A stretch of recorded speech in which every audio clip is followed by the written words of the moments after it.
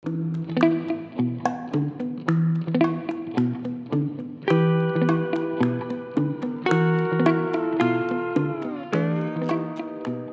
a mostraros ahora, sin embargo, un trabajo que, si bien la persona que lo ha hecho, el profesional que lo ha hecho, sabe más de infografía y hace que trabajen mejor los textos con las imágenes de una forma combinada, indisoluble, con un aspecto de precisión y de seriedad, tiene otros problemas que son en realidad muchísimo más graves, que son una falta de ética periodística. Probablemente sea el caso que yo conozco de mis 30 años de profesión, donde la falta de ética es más flagrante, no realmente grave. Se trata de este gráfico publicado en el Times de Londres. Si no fuera por eso, quizás estaríamos frente a un chiste de dudoso gusto. Publicado, digo, el año 2001, poco tiempo después del atentado contra las Torres Gemelas, cuando se estaba buscando a Osama Bin Laden, y donde podemos ver pues cómo es la fortaleza, esta supuesta fortaleza que parece más de una película de James Bond y del Doctor No, donde debajo de una montaña subterránea pues hay 7, 8 pisos de alta tecnología, donde en el piso 1 pues hay armamento, en el piso 2 el generador eléctrico, las oficinas, las salas de reunión, es decir, narrado con una precisión que parece que tenemos el plano de esta fortaleza, ¿no? Bueno, y luego incluso hay un mapa que nos ubica dónde estaría esta fortaleza, con lo cual uno se podría preguntar por qué los Estados Unidos o las fuerzas aliadas no lanzaron directamente un ataque contra esta montaña y terminaron con el problema, ¿no? Como decía, esto, si no fuera porque fue publicado en un diario del prestigio del Times de Londres, pues podríamos tomarlo como un chiste. Pero no termina aquí. Este mismo gráfico lo podéis ver en este pequeño vídeo de la NBC y escuchar lo que dice el secretario de Defensa de aquel momento de la administración americana de George Bush, Donald Rumsfeld. There was constant discussion about him hiding out in caves, and I think many times the American people have a perception that it's a little hole dug out of the side of a mountain. Oh, no. This is it. This is a fortress. Yes. A complex, multi-tiered, bedrooms and offices on the top, as you can see. Secret exits on the side and on the bottom. Cut deep to avoid thermal detection. A ventilation system to allow people to breathe and to carry on. The entrance is large enough to drive trucks and even tanks, even computer systems and telephone systems. It's a very sophisticated operation. Oh, you bet. This is serious business. And there's not one of those. There are many of those. Bueno, el caso de Osama Bin Laden y su fortaleza es realmente escandaloso. Sobran las palabras. Pero estamos muy a menudo rodeados de pequeños ejemplos, de pequeños gráficos y no por ello menos importantes, faltos de ética por distintos motivos. Vamos a ver algunos de estos ejemplos, muchos de ellos de televisión, que por la propia naturaleza del medio aún resulta más difícil detectar cuando están equivocadas esas gráficas.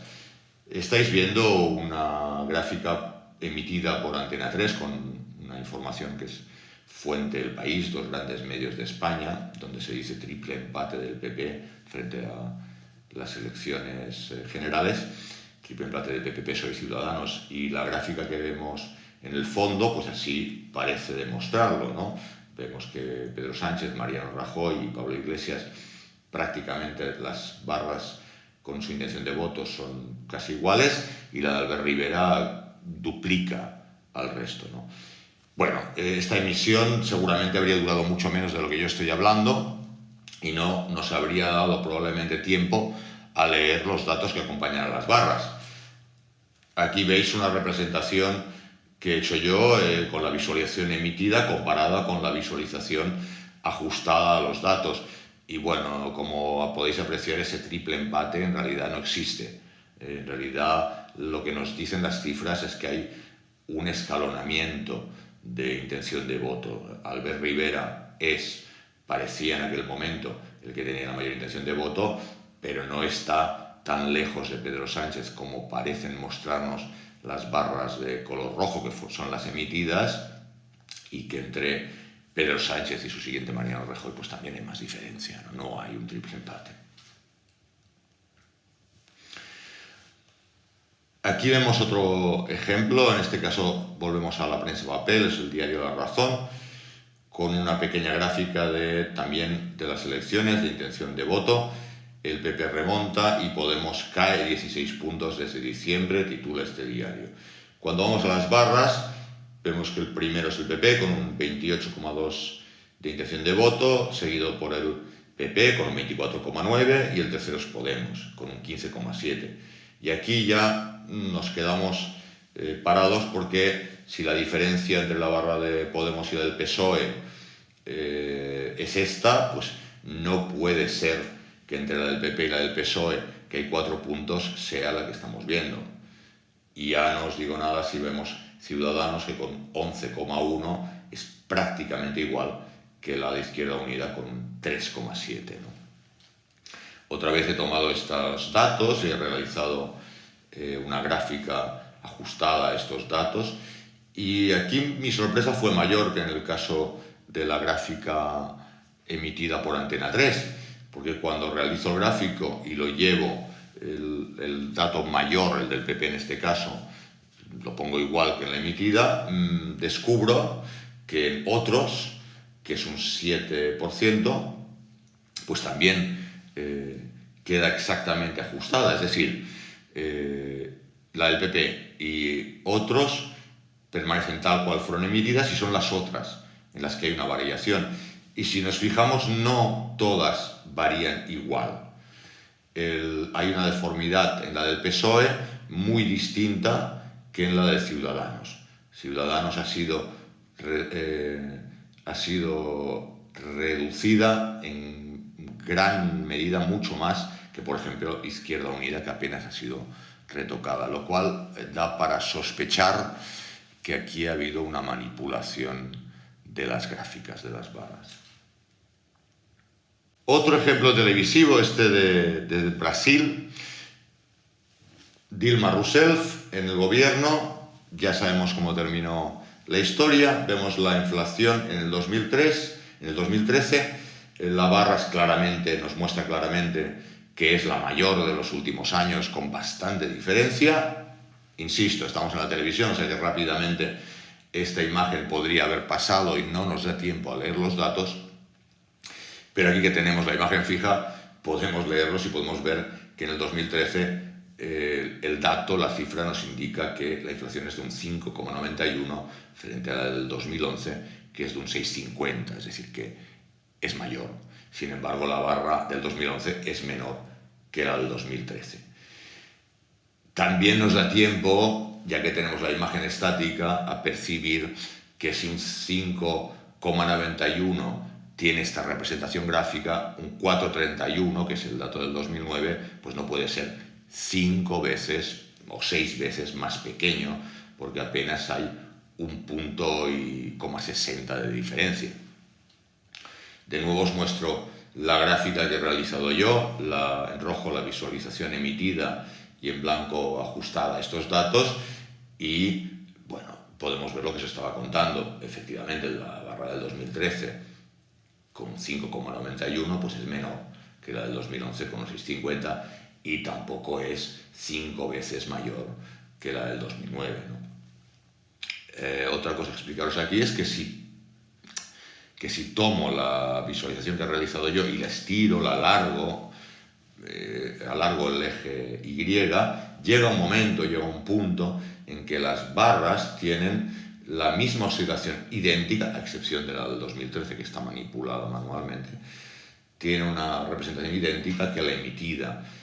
Esto se hace muchas veces, es muy común, estirar esas gráficas y cortar con el eje X, el eje horizontal, por alguna parte, ¿no? Con lo cual estamos modificando el 0%, lo estamos llevando a otro lugar y da una sensación falsa de esta representación visual. Una explicación, un ejemplo de lo que os estoy explicando lo podemos ver en esta gráfica de la evolución del desempleo en España, donde he modificado el eje X, lo he subido hasta que la gráfica no arranca en el 0%, sino en el 17%, como está especificado. Y en consecuencia, pues parece que la evolución del desempleo es muchísimo mayor que si hubiéramos partido del 0% en el eje X. Hay una caída, efectivamente, de la evolución, de una caída del desempleo en España, pero no es tan drástica como la que se aprecia si modificamos ese eje. También quería aclarar que el hecho de que la infografía sea una herramienta de información rápida, fácil de entender, no siempre significa que debamos reducir la cantidad de información que le damos a nuestros lectores, a nuestros espectadores, ¿no? A veces conviene dar más información para que nuestros espectadores, nuestros lectores tengan una visión más exacta, más precisa, al ser más global. Por ejemplo, en este gráfico podemos ver que hay una caída del desempleo, pero ¿qué ocurre si damos más datos, si tomamos un espacio de tiempo mayor? Pues podemos ver que sí, que efectivamente el desempleo está cayendo, pero que está muy lejos de estar en las cifras, en los datos del año 2006-2007. Todavía está muy alto. Y también podemos ver que efectivamente estuvimos con un índice de desempleo muy bajo, pero que en este año 2016 pues no estamos tan mal como en el año 94 o 95, es decir, que hemos tenido otros periodos de un desempleo enorme, mayor que en la actualidad. Es decir, no siempre conviene hacer un ejercicio de reduccionismo, no siempre menos es más, a veces más es más. Bueno, pues hasta aquí esta tercera lección, donde he intentado explicar un poquito cómo es la infografía cuando la aplicamos al periodismo, qué códigos éticos debemos seguir y qué sucede cuando no somos suficientemente serios aplicándolos. En la próxima lección voy a intentar explicar qué hace exactamente el infografista, porque hemos visto las infografías, pero habría una serie de preguntas que es, bueno, el infografista exactamente procesa la información, también la busca, también se hace la documentación, genera las ilustraciones, si es que las lleva, de los gráficos, programa en el caso de las webs. Bueno, todas estas preguntas voy a intentar responderlas en la próxima lección.